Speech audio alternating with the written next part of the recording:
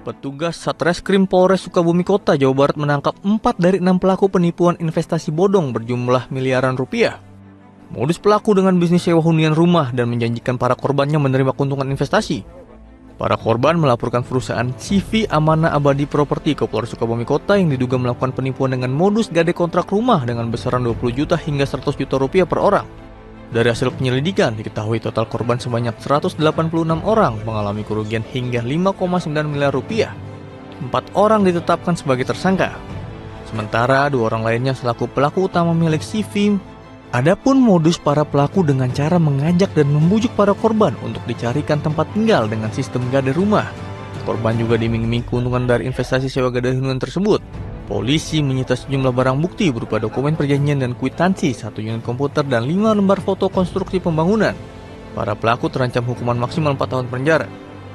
Modus operandi bahwa pelaku ini mengajak para korban untuk melakukan investasi sewa hunian rumah. Kemudian dengan janji bahwa para korban ini akan menempati rumah sewa hunian tersebut selama 2 tahun. Dengan nilai investasi tersebut akan dilakukan pemotongan sebesar 5% pada saat sewa hunian rumah itu sudah berakhir.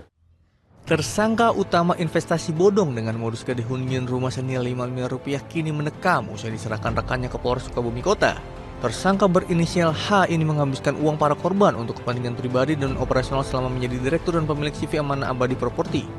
Tersangka ini sempat buron selama sepekan dan masuk dalam daftar pencarian orang.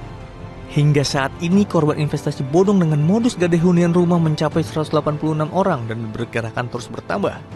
Kasat Reskrim Polres Sukabumi Kota, AKP Bagus Panuntun mengatakan hasil pemeriksaan uang kerugian senilai 5 miliar rupiah lebih ini sudah dihabiskan digunakan operasional sewa rumah dan kepentingan pribadi. Tim penyidik yang menelusuri aliran dana korban dengan mengecek 2 rekening korban, hasil lainnya pun nihil. Sudah melakukan pengecekan dengan meminta rekening kurang dengan 2 rekening, namun rekening tersebut kosong. Jadi kami dugaan adalah uang tersebut digunakan untuk kepentingan pribadi dan saat ini tidak ada itikat untuk pengembalian terhadap korban. Sebanyak 400 orang menjadi korban penipuan berkedok investasi yang dilakukan oleh seorang mahasiswi dari salah satu universitas negeri di Kota Bengkulu. Penipuan berkedok investasi ini diketahui telah dilakukan sejak tahun 2020. Puluhan korban ramai-ramai menggeruduk kediaman pelaku berinisial NA di Desa Taba Baru, Kabupaten Bengkulu Utara. Mereka menuntut pengembalian dana dan keuntungan sebesar 20% atas investasi yang telah dijanjikan. Tercatat ada sekitar 400 korban investasi bodong yang tersebar di sejumlah kampus dengan sejumlah uang yang diinvestasikan berkisar antara jutaan hingga ratusan juta rupiah. Adapun modus yang digunakan pelaku yakni menjanjikan bunga yang besar dari nilai uang yang diinvestasikan dalam jangka waktu hanya 2 hari sejak uang diserahkan kepada pelaku. Kerugian para korban ditaksir mencapai 20 miliar rupiah. Ratusan korban investasi bodong menggelar aksi damai di Mabes Polri Jakarta. Dalam aksinya, para korban yang didampingi kuasa hukum membentangkan poster dan spanduk. Mereka menuntut pengembalian aset mereka yang diduga hilang. Para korban investasi bodong juga meminta keseriusan Polri dalam menangani kasus yang merugikan para korban miliaran rupiah ini. Keseriusan polisi bisa dibuktikan dengan secepatnya menciduk para bos investasi bodong yang kini masih buron. Mengapa investasi bodong ini seakan sulit dimusnahkan? Tim Liputan, Metro TV. Dan untuk mengetahui apa penyebab investasi bodong ini masih marak, kita akan berbincang langsung bersama Pak Sarjito, Ketua Satgas Pemberantasan Aktivitas Keuangan Ilegal atau Satgas Pasti, Deputi Komisioner Perlindungan Konsumen. Pak Sarjito, selamat pagi. Selamat pagi teman-teman Metro TV dan pemirsa Metro TV yang di pagi yang sangat cerah ini. Ya, terima kasih sudah bergabung dengan Metro Pagi, Pak. Dan ini kalau kita barusan menyimak ya, itu ternyata masih terjadi. Yang terakhir ada di Sukabumi dan juga di beberapa daerah. Korbannya juga terus berjatuhan. Nah, menurut Pak Sarjito, kenapa investasi bodong ini masih terjadi dan masih banyak yang mempercayainya, Pak? Pertama tadi disampaikan ya, kenapa investasi bodong selalu ada. Saya juga selalu percaya bahwa itu akan selalu ada. Tetapi mestinya masyarakat sadar bahwa masalah utamanya adalah masyarakat itu selalu tidak teliti bahwa tawaran investasinya itu bukan hanya soal legalitasnya. Pertama adalah mengenai logis nggak janji imbal hasil yang dijanjikan oleh pihak para penipu ini. Kalau ini terlalu besar, itu selalu saya katakan ini too good to be true.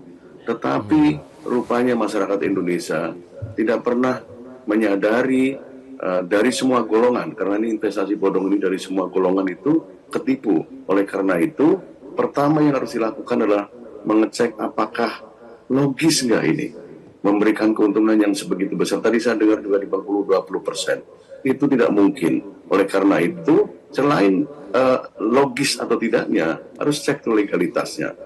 Dengan demikian, masyarakat akan terhindar dari hal-hal yang kira-kira dapat membuat mereka merugi yang jumlahnya bisa luar biasa.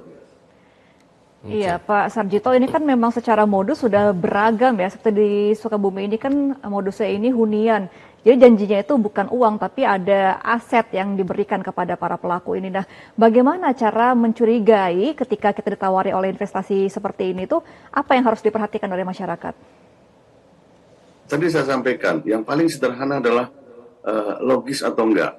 Tawaran yang diberikan, bentuknya itu bermacam-macam. Dan dulu ada pelihara bebek, ada tanaman jabon, semua. Karena saya jadi ketua Satgas sejak tahun 2008 dan saya paham betul berbagai modusnya.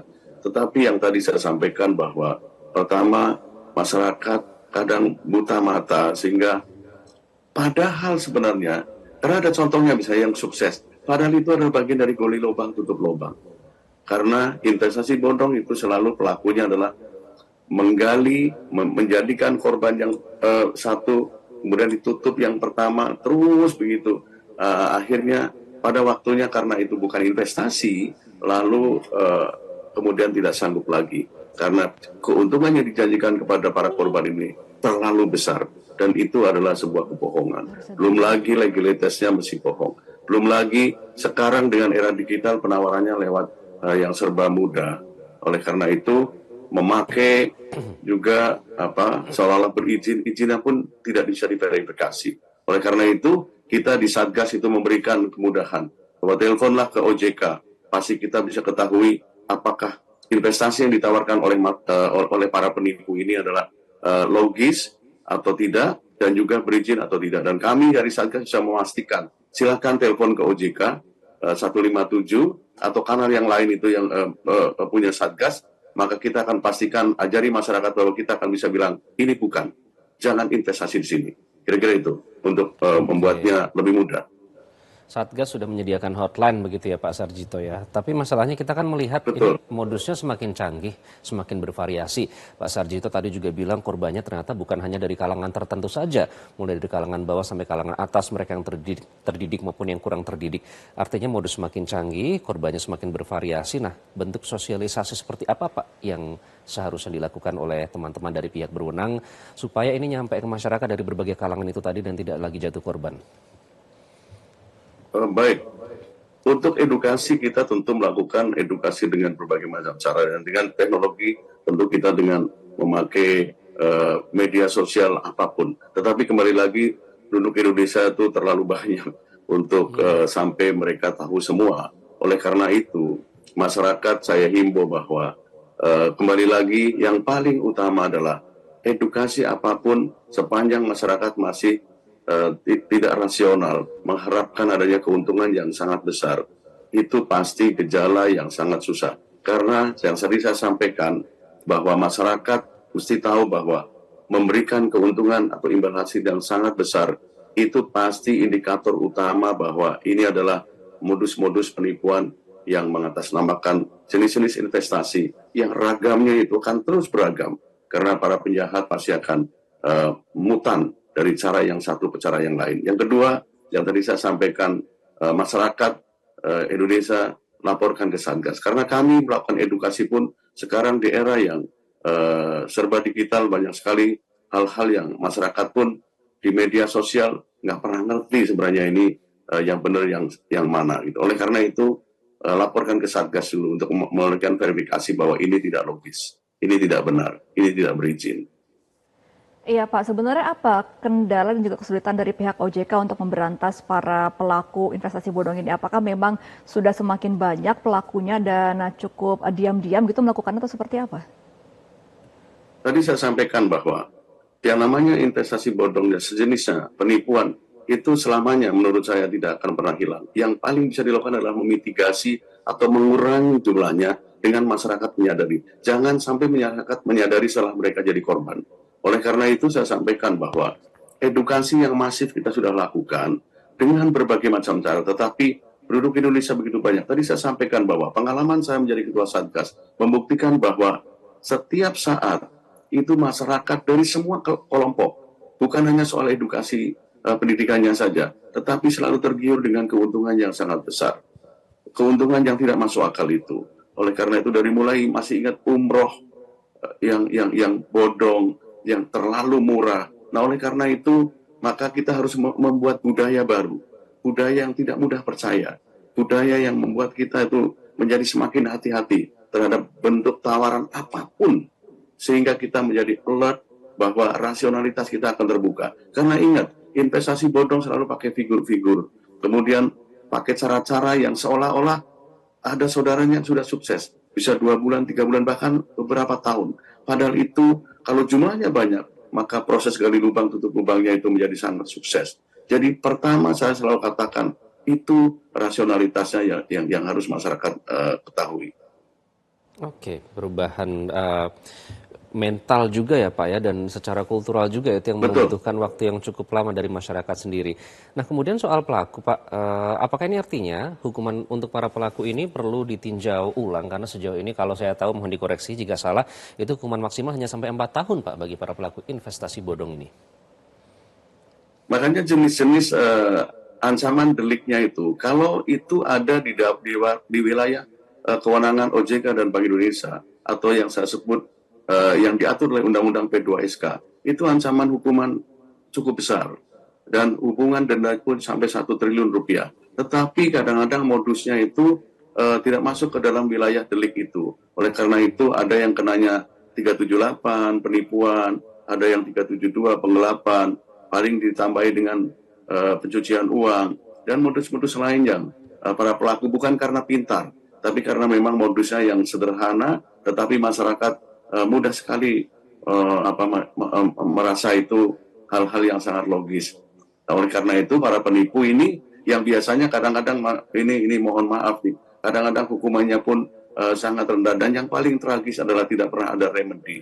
Artinya uangnya hampir tidak pernah kembali. Nah, ini sebenarnya adalah hal yang sangat menyakitkan dari jenis investasi ilegal yang selalu dihadapkan kepada masyarakat, sehingga recovery aset dan pengembalian untuk para pihak yang jadi korban sering sekali hampir tidak ada atau sangat kecil, dan ini menyedihkan. Oleh karena itu piranti hukumnya juga selalu harus kita tingkatkan, tetapi tentu pelanggaran prinsip itu menjadi hal utama, dan penyidik sangat tahu untuk hal itu. Untuk Undang-Undang P2SK kita sudah mengenakan sanksi yang sangat berat sampai denda 1 triliun, karena lebih efektif denda daripada pemidanaan biasa. Karena kalau dikembalikan apa yang dia peroleh dan double yang dia harus kembalikan, maka dia akan punya efek jerah. Recovery asetnya ini yang dari data yang Bapak punya, ini yang jumlahnya atau nominalnya berapa Pak yang sejauh ini tidak pernah dikembalikan? Karena kalau kita lihat korbannya kan ada mahasiswa sampai emak-emak ya, tadi kita lihat sampai mereka yang sudah berkeluarga dan mungkin malah menjadi terjerat hutang. Ini nominalnya berapa Pak yang selama ini akhirnya tidak kembali? Coba kita ingat kasus Indosurya, kita kasus koperasi di Depok, koperasi apapun jenisnya, itu hampir recovery-nya itu saya nggak mengatakan zero, tetapi sangat kecil. Artinya para pelaku ini, karena yang tadi saya bilang adalah gali lubang tutup lubang, sebenarnya dia sudah tekor sejak awal, tetapi ada juga yang begitu jahat, ujung-ujungnya semua uangnya dipakai oleh para pelaku itu, sehingga proses recovery penyidik dan kami dari Satgas juga segera, mohon maaf ini Satgas kita tuh sangat lengkap dari 16 kementerian lembaga, bahkan kita sampai Kementerian Luar Negeri, kementerian lain yang Kementerian Sosial kita libatkan agar supaya penetrasi Satgas untuk melakukan edukasi dan recovery itu begitu harapannya begitu bagus. Tetapi kembali lagi, karena itu gali lubang tutup lubang, maka uangnya rata-rata tidak pernah kembali dalam hitungan yang sangat kecil kalaupun itu kembali. Oke, nah tadi menyinggung soal Indosuria ya Pak Sarjito, kan memang untuk pelaku sendiri kemarin sempat bebas dari persidangan ya, apakah memang deliknya tidak cukup Pak untuk menjerat pelaku? Jadi kita juga selain piranti hukum, juga ada piranti regulasi. Kita juga di Satgas juga salah satunya akan membuat namanya regulatory enhancement dan supervisory enhancement. Karena ini mempengaruhi bahwa apabila regulasinya itu doubtful atau meragukan, baik dari sisi undang-undangnya maupun peraturan lainnya, akan kita usulkan agar supaya lebih firm. Seperti koperasi misalnya, Menko Koperasi dan UKM itu ada di pusat, tetapi koperasi-koperasi di daerah itu karena otonomi daerah diberikan izin oleh pemerintah daerah yang kepala dinas koperasinya misalnya bukan merupakan organ dari Kementerian Menko Koperasi dan UKM. Dan ini tentu akan merepotkan ketika tangan-tangan di daerah yang mungkin tidak begitu paham memberikan izin kepada para pihak-pihak yang sebenarnya adalah melakukan kegiatan yang di luar izinnya. Dan ini banyak sekali yang terjadi, dan ini adalah perang besar buat kita di Satgas dan juga anggota Satgas semuanya, agar supaya sisi regulasi maupun supervisory dan juga mengedukasi kepada masyarakat untuk kesadaran akan imbal hasil yang masuk akal itu menjadi terus. Dan kita lakukan bahkan di kereta kita juga berikan alert untuk banyak hal agar masyarakat itu alert tentang tawaran-tawaran yang tidak masuk akal. Oke, nah caranya alert ini Pak supaya bisa langsung nyampe ke masyarakat dan pemirsa di rumah ya. Ini kan melibatkan perbankan, karena kan tadi dicek rekening koran istilahnya itu sudah nol, kemudian juga misalnya koperasi seperti itu. Nah, apakah bisa dilacak atau secara proaktif haruskah selalu mengecek transaksi dan secara transparan juga harus diberikan oleh pihak yang menjanjikan keuntungan tersebut Pak? Bagaimana caranya supaya tidak jatuh ke lubang yang sama dengan melacak transaksi tersebut?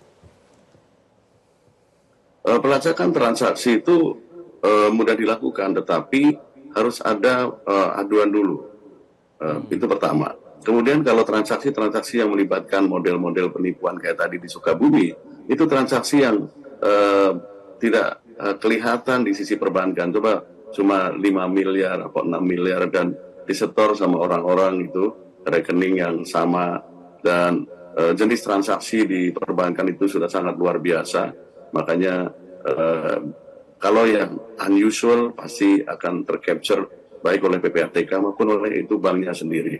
Tetapi para pelaku tentu cukup pintar, dan apabila ada laporan ke kami dan atau bank sendiri akan melaporkan kepada OJK maupun ke PPATK apabila ada unusual transaksi yang mencurigakan. Tetapi ini jumlahnya biasanya kecil sehingga masyarakat dan sistem perbankan pun kadang-kadang tidak meng-capture. Termasuk judi online, kita juga sudah OJK bekerja sama Kominfo, begitu ada laporan dan ada hal yang mencurigakan kita langsung blok. Walaupun itu beresiko dari sisi hukum, tetapi kita lakukan sebagai bagian proaktif agar supaya memitigasi adanya korban-korban lanjutan yang mungkin terjadi.